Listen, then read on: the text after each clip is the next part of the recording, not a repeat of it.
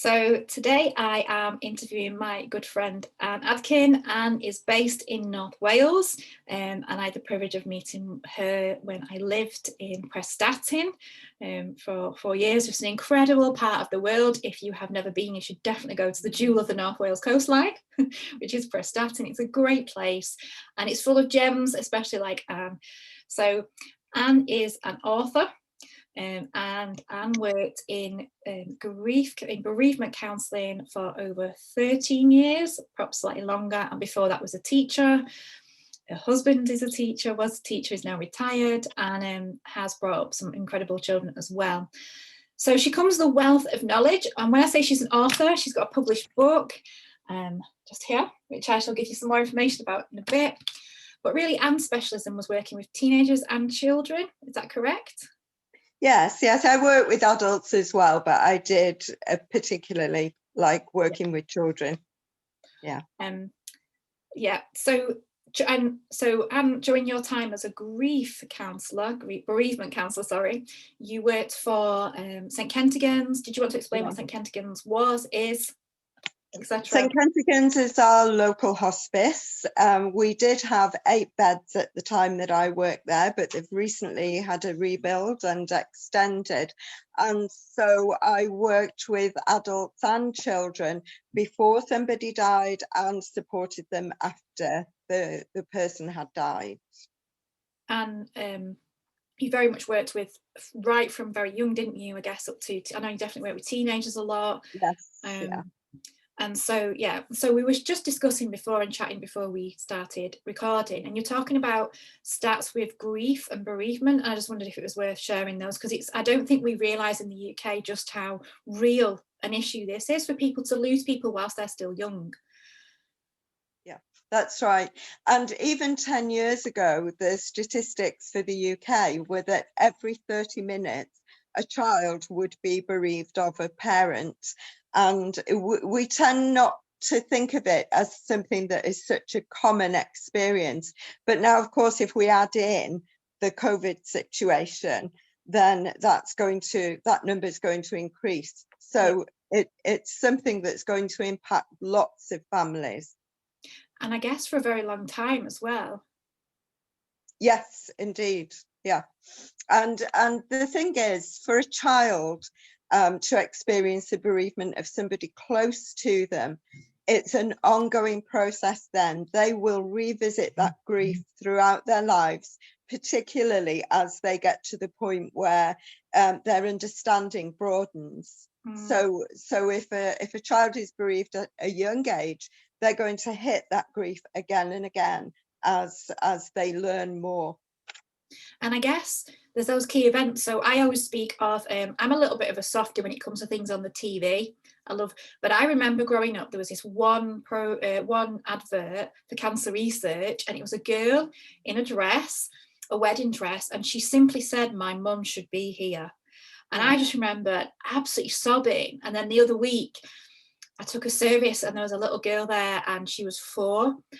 And the thing that hit me was her dad will never get to walk her down the aisle. And I just broke because she's missing that person. And I just could feel the grief for her in however many years' time. Here's this 4-year-old who will never have that incredible privilege of a dad by her side, and just really challenged me. So it does last a lifetime, doesn't it? I guess the first child, whatever people do, I guess would be a real challenge. So how does grief impact then children and teenagers? Is it different than adults, and how does it work its way out of them? In some ways it's the same, in some ways it's different, and I think the differences are to do with the understanding, first of all, and secondly the way that children or teenagers express their grief. By the time we get to adulthood, we've learned a little bit more about keeping our feelings under wraps, but with children it's different. There are lots of myths around children and grieving, and for a long time they were called the forgotten mourners, and that's partly because adults try to protect children from grief, from reality, partly to protect themselves, I have to say, because they don't want to cope with seeing the pain of the child. but the effects of grief are as wide-ranging as they are in adults, and all children grieve, even the youngest. Even a baby will grieve, because a baby will sense that that person isn't there, even though they can't put it into words. And as we've just said, for children, it's going to be a long-term process.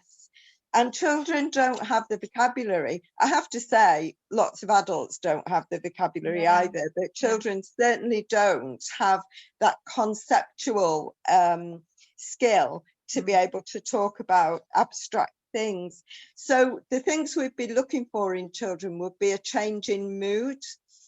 With smaller children, they're very likely to go into regressive behavior, and things like bedwetting, for instance, or baby talk. Children that had been toilet trained might regress and so become incontinent. You'd see little children searching, going around the place looking for the person who's died. And it will show itself in loss of security, in school refusal. Anybody who's grieving, whatever their age, they're going to suffer from poor concentration. Another common effect across the board is in self-harming and suicidal ideation. And the important thing to notice is that these are all normal grief reactions. Now, they may not be normal for that person as a rule, but they are normal grief reactions. And in my work, I met lots of parents who were really alarmed by the grief reactions they were seeing in their children, not understanding that these were normal reactions. In young people, from the age of 11 onwards, when they've hit puberty, while there's never really a good time to be bereaved, I would say this is absolutely the worst time, because hormones are raging.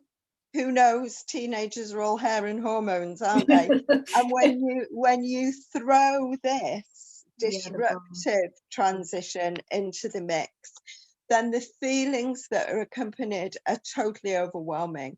Puberty can be overwhelming enough without having to deal with the strength and intensity of feelings that come with losing somebody close to you. And just at the point when you're striving for adulthood, it sends you running back into wanting to be a child. And so all these questions about identity, who am I, what's going on? And so depression and anxiety can be a feature, especially. I've got two daughters, and they were 15 and 16 when my father died. And the response in them was completely different in each one. And it's really important to remember that grief is an individual thing. One of my daughters became really depressed, and the other one took to risk-taking behavior and pushing the boundaries. And that's normal teenage behavior anyway, but obviously it's going to be intensified when you're dealing with a loss. And just some more statistics for you. Children who've been bereaved are 60% more likely to experience serious illness. They're 60% more likely to be excluded from school, and they're going to find that their schoolwork suffers because of lack of concentration and so on. And there are likely to be ripple effects as well within the family, such as financial and relationship crises, substance abuse, and so on. So it's not a pretty picture without support, but with the right support, children can live through it and do well. Yeah. So there's a quote that I love, which is, "It takes a village to raise a child." And I think it's an old African proverb, which I just think is so true, that I know for my children, there's people around them, but also as adults, so perhaps we're in somebody's world and they've lost someone. So perhaps we know a child who's lost a parent recently, or a grandparent, or even a teenager that's lost somebody. How can we, perhaps somebody who's got no experience of grief, therapy, bereavement, any understanding of psychotherapy at all, how can we support that child or teenager? Okay, this is really easy. It's not rocket science at all. Anybody can support somebody who is grieving, and the best way that you can do that is allow the person to grieve as in their own way, as long as that isn't having an impact on somebody else. So anger is a very common grief reaction, and it's not wrong to feel angry. It's not wrong to express anger, but obviously it is wrong to hit out physically at people. And so the first thing you can do if you're an adult is to help a child or young person to express that anger in a healthy way. And even if that is just supplying a punch bag or letting them knock 7 bells out of a teddy bear, Yeah. but just a physical way to get that anger out. Helping to do cleaning jobs, that's a really good way to get rid of some physical Yeah. or going out in the garden and having a scream, or in our area going for a run on the beach, Yeah. just working off that physical emotional anger. That's a really good way. And the other way is to acknowledge and validate people's feelings. Don't dismiss them when they want to talk about the subject. Don't change the subject. Just allow them to talk when they want to talk. Yeah. I guess just be a listening ear as well. I guess just listen. Just don't have answers. Just No, no, no, listen. no, no. And this is the thing, I think for children, it's really important for them to be able to ask the questions that are troubling them. Yeah. And as an adult, please don't feel that you have to have the answers. You know, we don't have answers. How does somebody's soul get out of their body? Where has somebody gone when they died? And we for sure we have our faith and we know what we believe, but we don't have to give those answers all the time. The important thing is for the child to be heard and to be able to say what's on their mind. Yeah. Yeah. Just and kind of just able to speak their words, I guess, speak what Yeah. they Yeah. and use terms that make sense to them. Absolutely. It's so important to use age appropriate language and not to use euphemisms. Yeah. Because if we say that somebody's fallen asleep, the natural consequence of saying that is a child may be afraid to go to sleep in case they don't wake up. And Yeah. also, if we say somebody's gone to sleep, we suggest that they can actually be woken up. Yeah. Yeah, yeah. I think so. Having come from having a faith background myself, I've been growing up around church and around funerals. Then don't really hold a fear for me so much. Mhm. And so I very much have encouraged families to, if you've got children, teenagers who want to be at funerals, please, I will happy to talk to them. Yeah. I'll happily sit in their level. I've got my Mary Poppins bag with me, so don't worry, I've got supplies of sweets and sugar and stuff because I understand that this is an uncomfortable place, but it's a place where children need to feel welcomed and Yeah. like they have a part, they have a part to play. I can remember clearly my mum saying, I don't remember going to your grandma's funeral. I wasn't allowed. Children aren't allowed, and adults aren't, and teenagers aren't, we're not allowed in that space. But almost like it needs to be real. Like we need to allow people back into that holy sacred space, because that is part of the ritual of grief, isn't it? And it's part of the funeral. Right. It's part of what we do. And so it's been quite powerful just seeing how different people react to that. So what one piece of advice would you give to somebody who's just had a family member die? Perhaps they've got children, or how would you, perhaps a grandparent has died, or whatever, something has happened with the COVID scenario, perhaps, that we Yeah. would never expect. What one piece of advice would you give to that family? To allow opportunities for grieving, and to actually encourage people to talk about the person who's died and to talk about how they're feeling, and for adults not to feel they've got to hold it all together, that they can't cry in front of the children, but children learn from adults. So by modeling good grief behavior, you're actually doing the children a great service for the future. You're showing them that it's okay to grieve, and that some things don't have an answer, and that we can't just say it's going to be all right, because sometimes it's not. And to just give a safe space to say, this really hurts, and let's be sad about this together. Yeah. And that's really helpful for all age groups. Then I've worked with children where a parent has died when the children have been quite young, and it was never allowed in the house to speak about the person who died for fear of upsetting various family members. And okay, that may help those family members in the short term, but in the long term, that is actually quite damaging. Yeah. So I know I try and encourage families. One of the things I often say is say the person's name, make the person part of the memory. So my granddad, which will come up on one of our on my Instagram posts in a few weeks' time, my granddad actually died 3 weeks after I had Noah. And so my granddad met Noah literally in hospital where he was quite poorly, and saw Noah, and then died the following day. It was almost like he was waiting for Noah to be born. But we kept my granddad Bill's memory alive. So so Eli never met him, yet Eli knows the stories, because it's important. Because actually it was Christmas Eve when I did his funeral, when we did a service and went off to the creme, and it was chucking it down, horrible North Mancunian day, with a day off, exactly 4 weeks old baby in my arms. But I felt it was so important that my Noah was part of this process, and the story at Christmas, and the story of why we do certain things is because Grandad Bill that's part of their story, because we have my little grandma comes to stay with us. I know you've met my little Yoda, but it's important for my children for the memory to live on, and to keep people's memory alive, and to keep talking about. I know we spoke with Heather a few months ago, and my boys stayed with Heather and Mike, so my boys will mention him from time to time. It's really important for just that, for there not to be a fear of the person that's not there, but to actually carry their memories and stories down the generations, because those little stories are so important.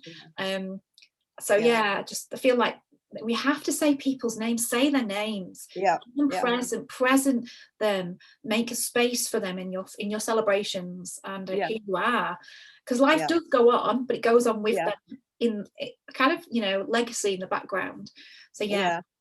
So you worked with families as well who obviously were given a terminal diagnosis, and so my question would be, how do you prepare children for that? So if a parent is going to die, or teenagers, how do you prepare them if their mom or dad has been given a terminal diagnosis? Okay, I mean, there's not a very short answer to this, obviously, but I'll try to do it as quickly as possible. The very worst thing you can do is to pretend it's not happening. And I remember one family where there was, I think, a 3-year-old and a 4-year-old, and it was coming up to Mother's Day, and Mum was dying that week. She was going to die. And the father of the woman who was dying and the husband said to me, "What do we do?" And for me, that was an object lesson really in how to do it, because whenever you tell children that somebody is going to die, it's going to hurt you and it's going to hurt them. You cannot avoid that. It's going to be painful. And all I would say is that leaving it longer just makes it more painful, because first of all, you've got the pressure of holding that secret to yourself. And secondly, it's not giving the children time to get their heads around what's going on. And one of the difficulties is, for instance, with a cancer diagnosis, people can live for a long time now receiving treatment. And so people's argument for not telling the children is always, oh, well, the treatment might work and it might not happen. But what I would say is to prepare the children anyway as you're going along. You've talked about including them, and I think it's so important to include children in what's going on, giving them age appropriate information. Maybe pick an appropriate time, not bedtime, but warn them in the morning and say, look, later on this afternoon, I want to talk to you about what's happening with whoever the person is. And then sit down and put the ball in their court. Say to them, what do you think is happening? What can you see is happening? Because children have ears and eyes. They hide under tables. They listen into conversations at the top of the stairs. They will know more than you think they know. Oh, yeah. So don't make any assumptions. Check out what's going on in their heads. What do they think is going on? Include them. If people are having treatment, well, Dad's going for tests today, and then when the results come back, we were hoping the doctors were going to be able to help, but it's bad news. It doesn't seem the treatment is working well. Drip feed the information and just keep them abreast of what's happening in a very simple way. For older children, it might be useful to get a doctor to talk to them, to explain a little bit about what's happening. But you know, even when there isn't somebody about to die, it's really good to keep that conversation open with children about the life cycle. Yeah. Because as we said before, death is part of life. At some point, everybody and every living thing is going to die. And so the best time to have those conversations is before you're in a crisis, really. And to be open, let them ask questions. Don't worry about not having the answer. Let them ask the questions. And I think I mentioned before to you a book called Water Bugs and Dragonflies by Doris Stickney. Yeah. 1 minute. You've got that in your pack. It's a colouring book. That's the one. That's the one. That's brilliant. And not just to use with children, but adults really appreciate that as well. And especially people who are coming from a faith perspective, because it's actually the truth. So I think it's really interesting, obviously, having taken more funerals this past 12 months than I've ever done before, and being in that environment, it's become very real to both my boys, and it's open conversations of, if ever that I was to die, this is what I want. And I think it's important for our children to understand our wishes as well. Like, boys, whatever you do, like, please play this piece of music. Like, do not, like, don't you dare wear black to my funeral. That's just my personal thing. Like, you know, I expect pretty dresses, not on my boys, obviously, but I expect crazy shoes because that's who I am, and celebrate my life. And also, so I think it's really important. And then at the weekend, one of Eli's fish died. So me and Noah conducted a sea burial of said fish. We did a sea burial for a practice run. But just that whole, it's opened up conversations. And I guess as well, obviously, when Auntie Wynne died at 99 years ago, a few years last year, when Auntie Wynne died at 99, it opened up more conversations of, some people last a long time, some people don't, but and I think it's been really important for my boys to feel safe, and to speak of how they feel. And it has been meant some tough conversations, especially with my youngest, who's a real deep thinker. So, like, what on earth am I here for? What happens if you die? Who will look after me? And it's meant that I've had to be able to answer, like, kind of go away and think about those answers. And actually, what happens if I die? And what happens if you both die? What happens then? But we have to be prepared for those, because children need the sense of safety. Like, you're going to be okay, whatever. There's a family that love you, people adore you. And I think, just talking. Death is a part of life, and we, best, especially in the West, have pushed it out back somewhere. Somebody else can deal with it. And if we bring it back in, I think we'd just be much more balanced, wouldn't we, as people, and it much more safe. And we wouldn't feel like at funerals we're asking permission to do things at family funerals. Can I stand? Yes, you can do whatever you want. This is your parents' funeral. So I think it's really powerful. And I think you're right about the inclusion in funerals and having the opportunity to say goodbye. if the child wants to. I would always give them the choice, but preparation is really important so they know what's going to happen.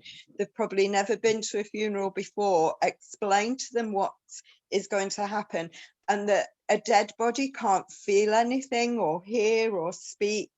Yeah. And, you know, maybe even demonstrate it just showing the difference between a doll and a living person. Yeah. But inclusion is really important. Yeah. Yeah, yeah, and it's so hard when you see families where the pet kids haven't been included, or because they've been trying to protect them, because you can just see the grief begin seeping out of them without them realising it. You can just sense it.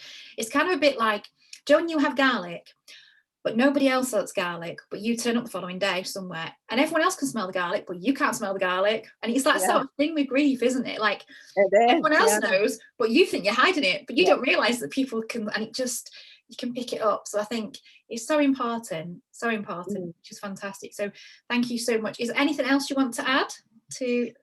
Just to summarize, really, what you've explained, what children need is they need adequate information in age appropriate language, because if you don't give them the information, they will fill in the gaps, and their imagination will be far worse. Oh yes. Fears and anxieties addressed. Reassurance that they're not to blame. That's particularly important for children between the 5 and 9 age group, because they have what we call is magical thinking, and they may feel they've done something wrong and this is why the person has died.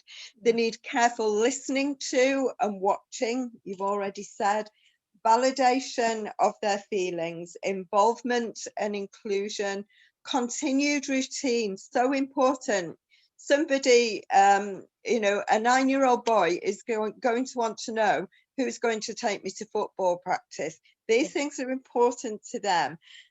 Modeled grief behavior and opportunities to remember. Brilliant.